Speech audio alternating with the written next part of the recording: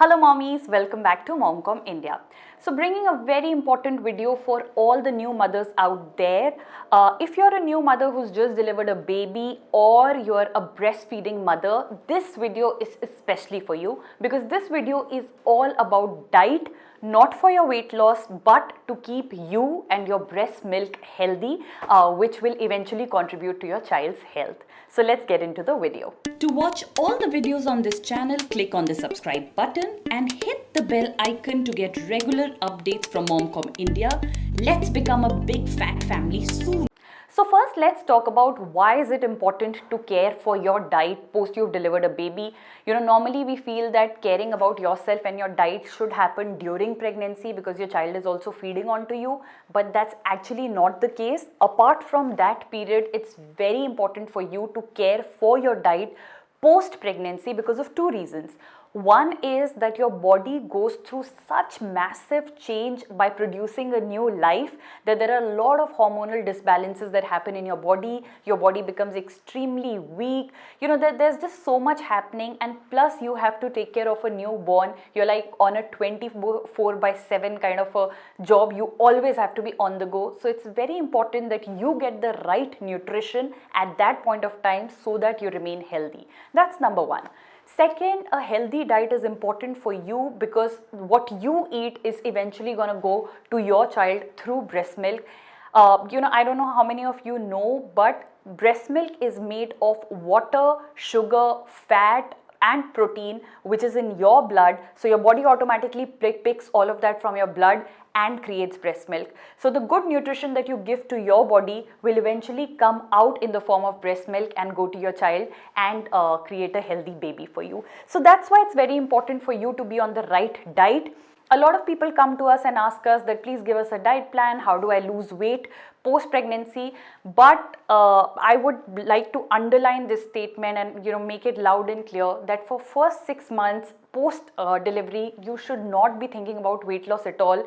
In fact, I don't know how many of you know this, but breastfeeding is the best way of losing weight naturally post delivery. So the more you breastfeed, the more calories your body actually burns and eventually loses all the fat that it's accumulated all over this period of time and loses everything. So when we think that we shouldn't eat this, we shouldn't eat that, that's actually wrong. You should eat a lot. You should be eating 500 calories more than what you generally eat, especially when you're breastfeeding. So that's why having a healthy diet is very important rather than having a weight loss diet. So in case you're looking for weight loss, please stop the video right now because this video is not for you. In case you're looking to have a healthy yourself and a healthy baby, then this video is for you.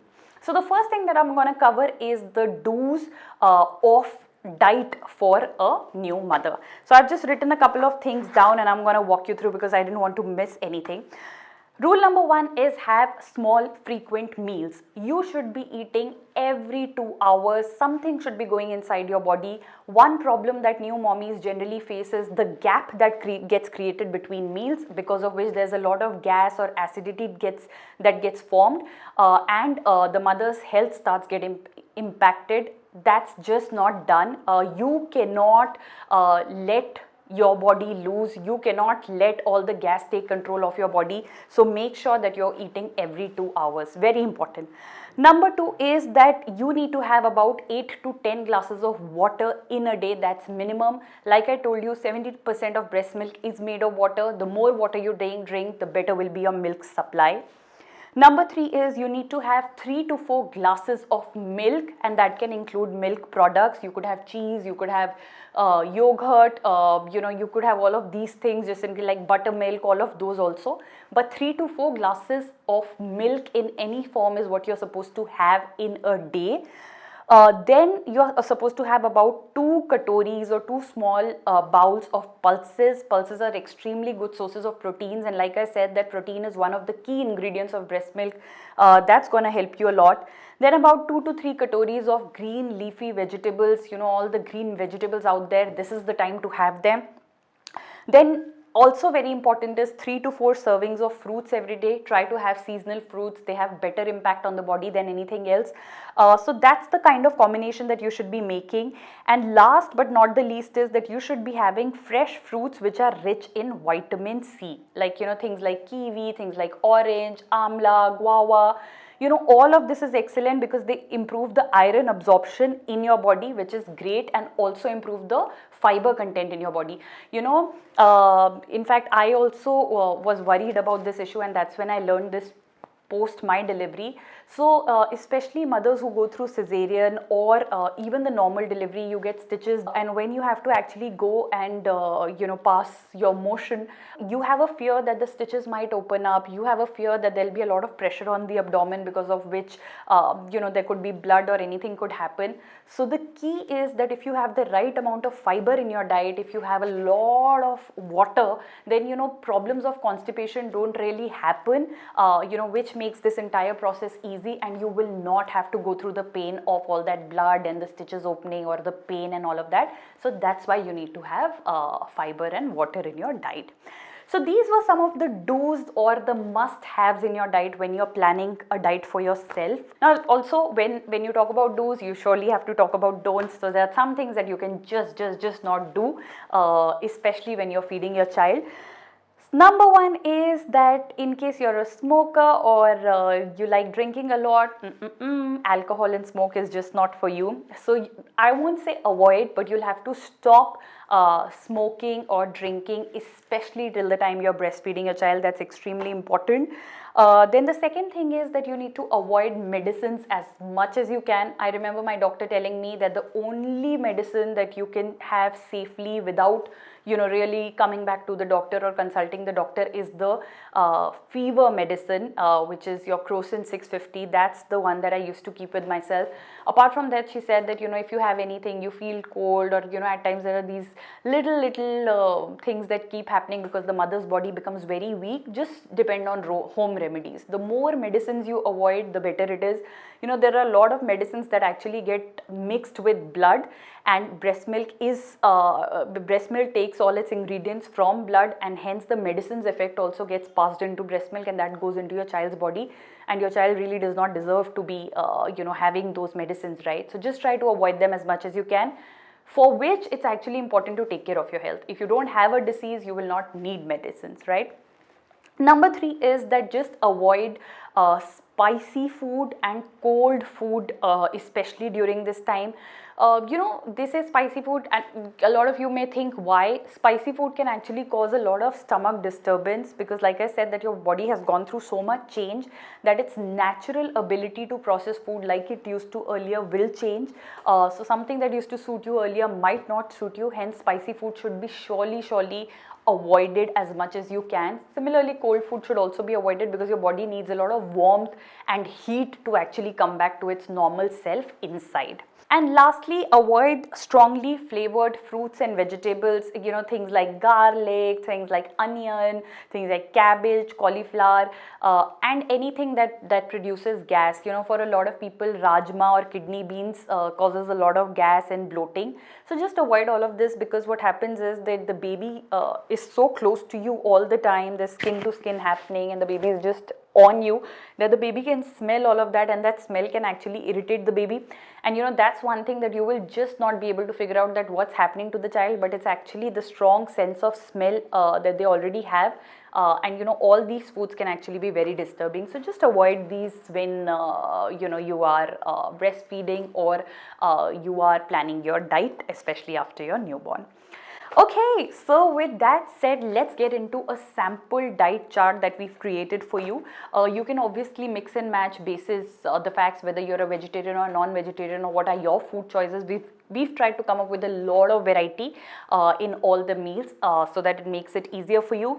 But guys, I can tell you that I followed this diet chart for about 2 months. I feel that the first 2 months are the most critical post-delivery, because that's the time when your body will heal And if you allow your body to heal with the right kind of nutrition, with the right kind of rest, then the healing process is just going to be so fast. If you don't allow your body to heal, then you are opening doors for so many more diseases coming your way which you cannot even imagine, and eventually you are not just doing justice to your child who's totally dependent on you for providing him a very healthy environment. So let's get started. So in this diet chart, we've assumed that you start your day at 6:30 a.m. in the morning, adjust this basis whatever time you get up. The first thing you want to eat is overnight soaked almonds and dates. That is very, very good. 6 to 7 in number is superb. Almonds is something that we should be having right from our pregnancy days. So that's great. And you can have this with tea or coffee. The quantity should not go over 50 ml of milk. And you can also have a Mari biscuit or a Amla Murabba or Gond ke Laddu. Gond ke Laddu is a famous old traditional grandmom's recipe that works wonders post-delivery. In this table, we've given the quantities on the side also, so just keep having a look at that. Now, after 2 hours is when you'll have your actual breakfast.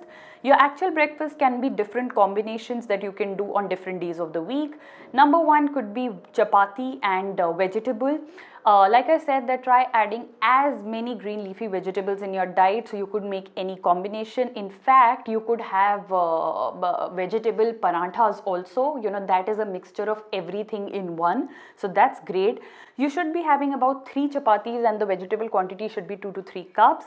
If you don't want to have this, then you can take a combination of a whole wheat bread sandwich and combine it with vegetables, with paneer, with cheese, whatever you'd like to. Here also you should be having at least 3 slices of the bread and 2 to 3 cups of vegetable. If you don't like this also, then you could be having oats. Oats, porridge, cornflakes, they just are great as instant energy boosters. Just in case you don't want this also, then there's a fourth combination which is like a vegetable poha, vegetable upma, vegetable dalia. You can make the entire thing very tangy and tasty with coconut chutney, mint coriander amla chutney, tomato chutney. So you could add these chutney combinations also, so that these things are also getting into your body. If you don't want to have this also, then there is always idli. A lot of people love idli, sambar, that's very light also and good start of a breakfast. But have it with a lot of vegetables, have it with a lot of chutney. In case you are a non-vegetarian, then a very good breakfast for you to start your day with will be egg white. You could also just have paneer sprinkled with some chaat masala, and you could have tea, coffee. So this is basically various breakfast options that we've tried to put together for you. We did about 5-6 options here so that you can plan different options daily. So after having a nice heavy breakfast, we move on to a snacker, which will be at about 11:30 a.m. We've given a gap of 3 hours here instead of 2 hours because the assumption is that you had quite a good breakfast quantity. So 11:30, have something liquid. Try to have buttermilk, tomato soup, lime juice, fresh juice, vegetable juice, anything that you'd like. In case you're not like a liquid person because you like water instead of any other liquid, then you could just have a bowl full of fruit or vegetable salad. You could also have sweet potato chaat, as known as shakargandi. That's also excellent. Now after 2 hours, we move on to lunch. So lunch needs to be a wholesome lunch, and we've given various varieties here that you must have in your lunch. There are not much options, but there are just there's just a wholesome thing that we've put together here. Number one is that you need to have chapati or rice. In case you're having chapati, then 3 chapatis at least. In case you're having rice, then it has to be 3 cup rice. You must have a bowl of dal or sambar with it. Then you must have a bowl of green leafy vegetables. You must have a bowl of curry vegetables. You must have salad to go with it, and of course curd. I think curd goes really, really well with the entire food. In case you're a non-vegetarian, you can substitute dal with chicken or fish, anything that you'd like there. So I think that's like a wholesome lunch and everything getting inside your body. So after that, we've given a gap of 2.5 hours, and it's 4 o'clock, it's early evening, and it's time to sip on some tea and coffee to refresh yourself. So you could be having tea or coffee, or you could be having juice, you could be having shake, anything, any milkshake that you'd like. You could add to it dhokla, idli, sprouts, utpam, gond ke laddu, besan ka chila, poha, basically anything at that time, any light snacker at that time. Add a lot of vegetables to it and sip it with a nice tea or coffee. That's wonderful. Then 6 o'clock, which is after 2 hours, try to have soup. If it's not possible, just take some fruit out of the fridge and just eat a fruit. That's very good. 8 o'clock will be your dinner, and dinner will be exactly the same as lunch. That's the kind of meal that you'll have to plan. Obviously, you can see what would you like to do there. And before you go to bed, which is at 9:30, the assumption is that, but basically 1.5 hours or 2 hours after dinner is when you should have a cup of milk. I know for new mothers there is no bedtime and there is no getting up time, but we've tried to adjust this chart for normally how the day looks like. Obviously there'll be night feeding sessions, you'll get up so many times.